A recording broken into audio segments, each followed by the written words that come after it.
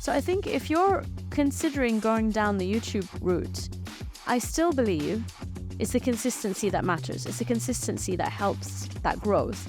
And it is hard work. So unless you have that consistency, that passion, you're ready to put content out on a daily or even a weekly basis, I'm not convinced it's the platform for you to go down. The content that we produce for Instagram Reels, we share the same content, the horizontal version. So all content that we shoot has two elements. It has a vertical element and a horizontal. And the horizontal one goes on YouTube. And we also repurpose that on YouTube Shorts as well. Welcome to Digital Dialogues, the podcast you want to be listening to have the world of digital marketing demystified. My name is Reim Houni. I'm a video content specialist, and I'm joined by my co-host, Namita, Ramani, your digital marketing expert. And today's topic is all about YouTube marketing. Yes. Now, I find this really interesting because, believe it or not, YouTube has only been around since 2005. But then in 2006, it got bought over by Google for $1.6 billion. $1.65 billion. So clearly, they created a lot of value in that 1 year for them to reach that valuation. But what I find really interesting is that they actually launched around the same time as Vimeo. For those who aren't familiar with Vimeo, that's another video sharing platform. I still use it. Do you? We use it as well. So it hasn't quite created that kind of social platform essence that some of the others have. And when I found out what the real difference was, apparently YouTube doubling down on sharing is what created that growth. So small thing, but I'm sure everyone remembers those videos where everyone's going, share this video, share. And that's what helped their growth. Subscribe and share.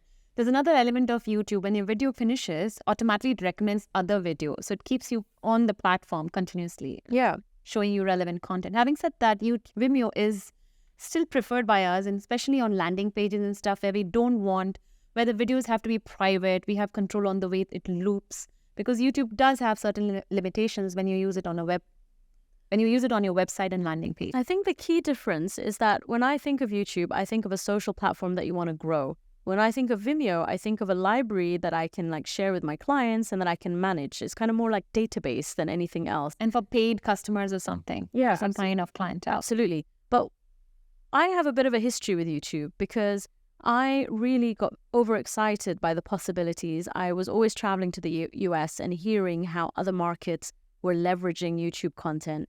And I remember 2011, 2012, 2013, I kept going to the NAB show in the US and hearing, how, it was being monetized and how you should be niche and building a following.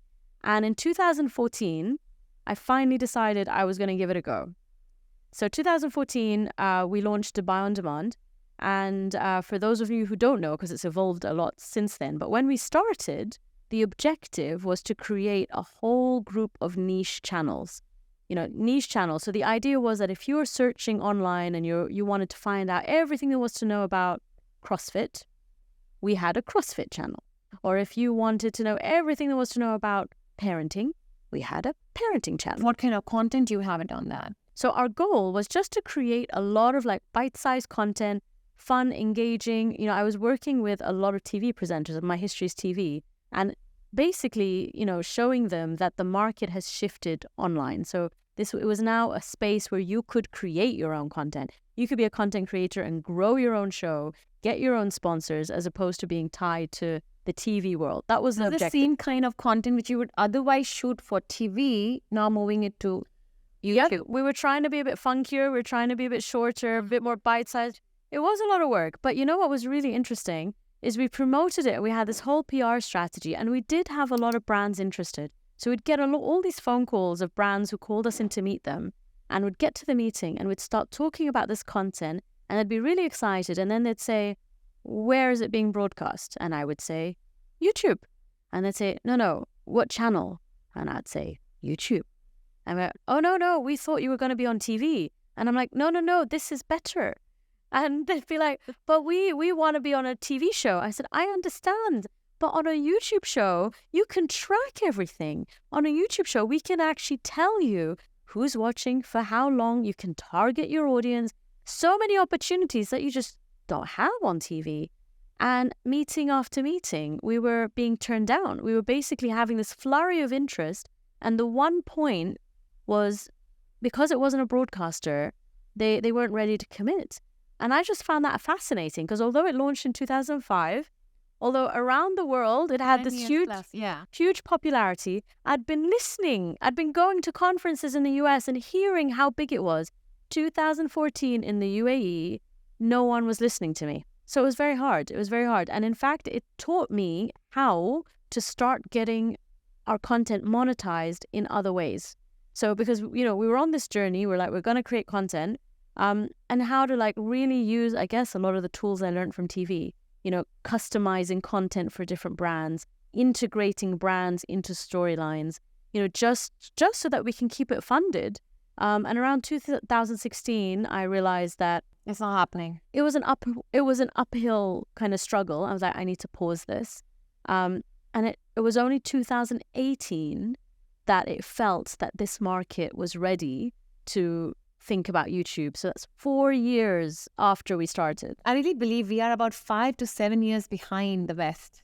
It's come here a little late. But having said that, after COVID, things have suddenly accelerated, and thank God for that. Totally. And I do think you're right that COVID, everyone's at home, everyone is now creating more content. They're trying to see how they can leverage it, how can they put it out there. But what I do want to demystify is you often hear about all these people who've shot to fame, and earned their millions, through regular content creation. And actually, you need around 100,000 subscribers to be able to generate any money on YouTube. Yeah. And even then, the typical on average, if someone has 100,000 subscribers, they're earning anywhere from about $600 to maybe around $2,000 per week, which is great. From your content, it's great, but it's not the millions, that you tend to hear about. Millions. Yeah, absolutely. So I think if you're considering going down the YouTube route, I still believe it's the consistency that matters. It's the consistency that helps that growth. And it is hard work. So unless you have that consistency, that passion, you're ready to put content out on a daily or even a weekly basis, I'm not convinced it's the platform you need to go down. Very interesting you say that. We leverage YouTube a lot for our clients. So especially our aesthetic vertical that we have. The content that we produce for Instagram Reels, we share the same content, the horizontal version. So all content that we shoot has two elements. It has a vertical element and a horizontal. And the horizontal one goes on YouTube. And we also repurpose that on YouTube Shorts as well. So we use our content, whatever content we create, we share it across the board for B2B. But are you getting results through your YouTube? So YouTube helps us a lot in SEO with the title tag and descriptions and meta tags. For related topics, if people are searching for that particular product or service or a machine that is being used in that video, the video comes up first in the search results because they get preference. And that's how we get quality traffic diverted to the video, to the YouTube profile. From there, then people are then redirected automatically to the website. So it creates brand awareness, brand recall. People have seen the video, then they go on Google and search the name of the company or the name of the business, and that's how they land on the website. So we have a huge direct traffic, which kind of forms an SEO traffic when it comes to digital marketing and traffic. I see that perspective because obviously it's the second largest search engine globally. I think we touched on it earlier, 1 billion video views a day. But also it's the only social platform that is a pull instead of a push. So what I mean by that is people reach there because of an intent. Not just that, the intent. They have to go in and ask a question, right? Versus everything else which you're kind of you're passively taking this content in. YouTube, you type in what you're looking for, and the most searched items are how to and how do I. So it's definitely, if you're in the educational space or you're answering questions, yes, I can see the value in that. But in terms of the consistency, I still think is important to build a follower base to get to that 100,000. I don't think you can do by doing the odd video here and there. Absolutely. In fact, there's another element that helps, YouTube helps us a lot, is running campaigns on Google. So if you want to run YouTube or video campaign on Google or target video viewers, or there's a particular campaign called PMax, which is the latest campaign. I'm going a little technical, but to be able to run campaigns on PMax style, you need a video which is hosted on YouTube. What is a PMax style? So Google's PMax campaigns are basically, it's an advanced version of running campaigns on Google, which combines all the other platforms, all the other types of campaigns. So search, display, discovery, all of that merged becomes a PMax campaign. Okay. It automatically runs. It's very advanced. It reads the landing pages itself and creates videos on the hook. And if you give it a right YouTube link, like a video on YouTube, it uses that to run ads on YouTube then. Okay. So it's very important for us in digital marketing to have a YouTube channel and to consistently post or host videos there. Okay. The brand. It's a little bit too technical for me. But I do believe that you do need to put in a bit of an ad spend to get that visibility. So I know even if it's a tiny amount, that when we started to buy on demand, I really wanted to make sure that we got the visibility and that traction. And I could see the difference, and I say that obviously there's going to be a difference when you put money behind, but it was a significant difference, between the ones that we had and we hadn't, disproportionately so, which goes to show it's how you build that original traction, that initial traction in the first 24 hours. And then hopefully that content starts to build a life of its own. But it makes a really big difference especially if you want to monetize or build an audience. I worked on a YouTube fashion series a couple of years ago, and that I found really interesting because it was high production value, but they did have a good budget on the digital side. And I think a lot of brands out there, that's really all they're looking at. They're trying to see your subscribers. They want to see the views on that particular video. Not many of them even ask about the watch time. It's just looking at those key metrics, and then they're ready to have a conversation about, brand partnerships.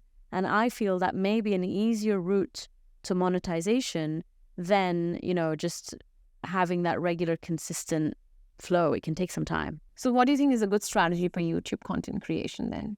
So I still think with my TV hat on, because I still think that the way YouTube operates is very much on an appointment viewing perspective. So if you're trying to build a following and you have, it could be a weekly episode, it could be a daily episode, but it's figuring out what that consistency is and dropping an episode when you say you're going to. So if it's a Wednesday at 12, make sure your episode drops every Wednesday at 12.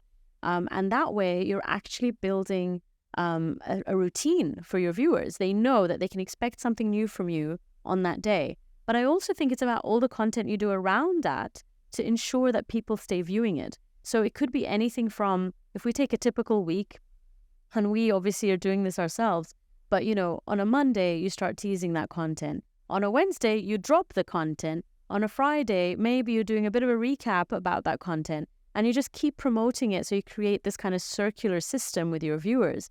And I think also since the introduction of shorts, shorts, very short 60-second clips that can enable you to take different segments of those videos and just really actively promote them to help grow that reach and grow that viewership. So I definitely think in terms of a strategy, you need to start thinking about your schedule. You need to start thinking about how to create smaller, content from that big piece and how to actively promote both on YouTube and outside YouTube and drive traffic to that content. And to use the YouTube in your email marketing and other pieces of content. Yeah, absolutely. But I think it's also things that people don't realize. It's things like the thumbnails that you use. So believe it or not, people are more likely to click on a video if it has your face on it, right? So, and I know so many people who shy away from putting their face on a thumbnail. And I'm like, well, there are people who just aren't going to click now. So it's worth it just for that, the clickability.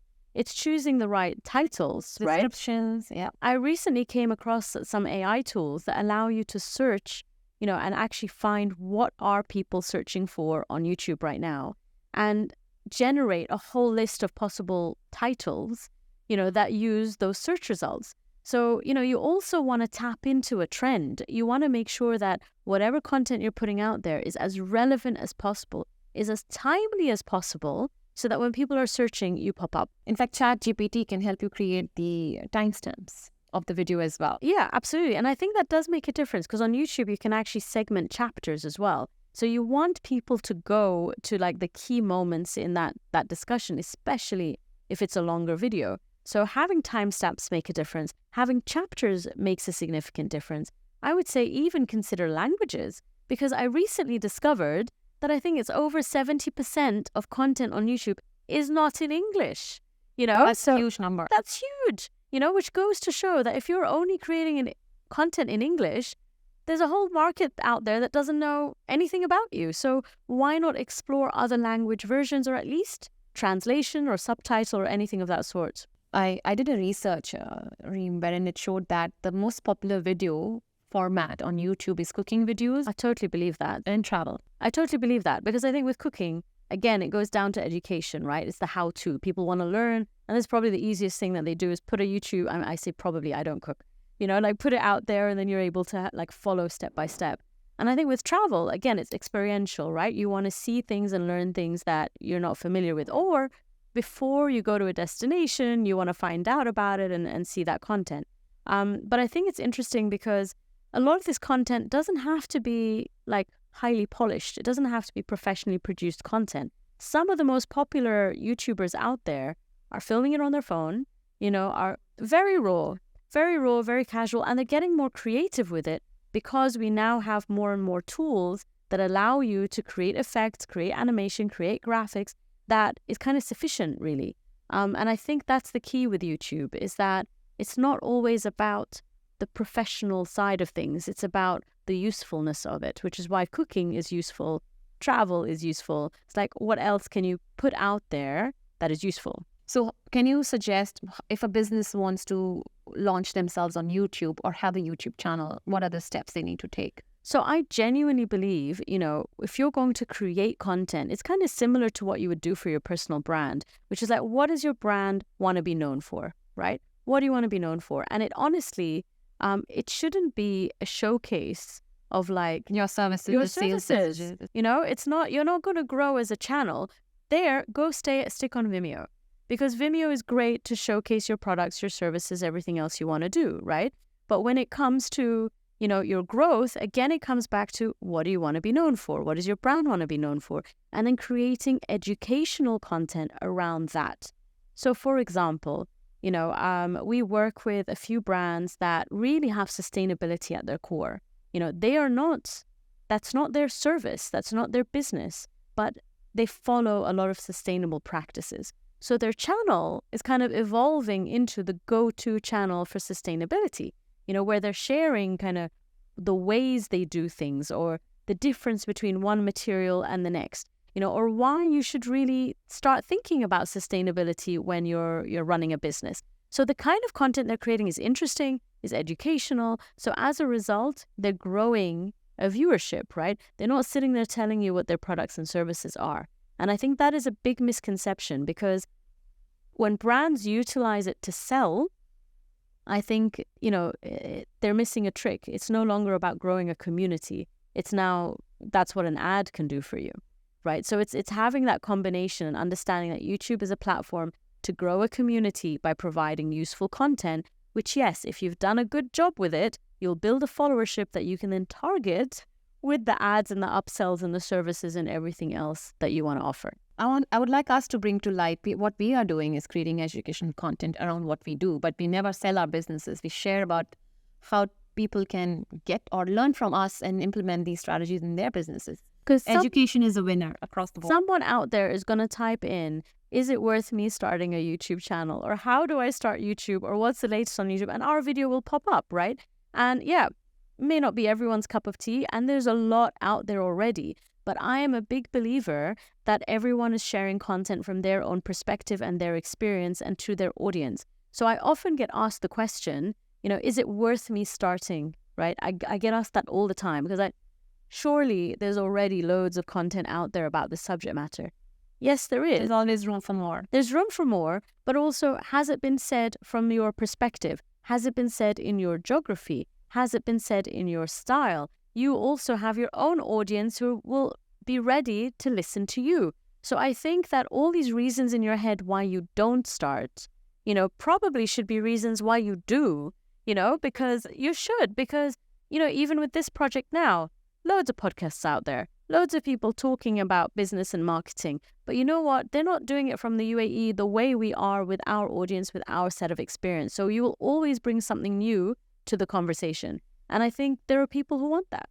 Absolutely. The world it's not the whole world, it's the people who resonate with you, and you will automatically attract them by the way you bring your content together. Yeah. And, we've touched on it already, but I would say it's how you market it, how you position it, everything from the titles, the descriptions, the thumbnail, it's all part of a package that makes you unique, makes you who you are, and that's going to appeal to a certain audience. But I would say that if you are looking at monetizing, then that's when you need to start thinking a bit more strategically and start thinking about what's going to appeal to a brand. And often it's growth. Often it's making sure you have those viewers, those subscribers. And that's where I do think you need to push the ad side of things to get to those numbers. So it looks like YouTube is the winner. And in this entire podcast, all the different episodes, we are talking about creating content continuously. But I don't want to contradict what I said earlier, because yes, it is a winner if you have the time, energy to keep doing it consistently. And I think that's probably one of the reasons that I haven't jumped into it fully, because I know that it does need time, energy, and passion. You need to really be passionate about the content you're putting out there to keep that consistency out. So definitely a way to go if you're able to tick those boxes, put in the hard work, and be consistent. That's having a dedicated channel and producing content on a particular level. But if you're just a small business, you're producing content anyway for your social media, don't hesitate to post, to share or reshare it on YouTube and use it in your marketing purposes. Would you agree? I'm going to try that. On that note, I hope you enjoyed the episode as much as we did. Don't forget to share this episode with someone you feel will benefit. And don't forget to subscribe and like our video. Until the next digital dialogue.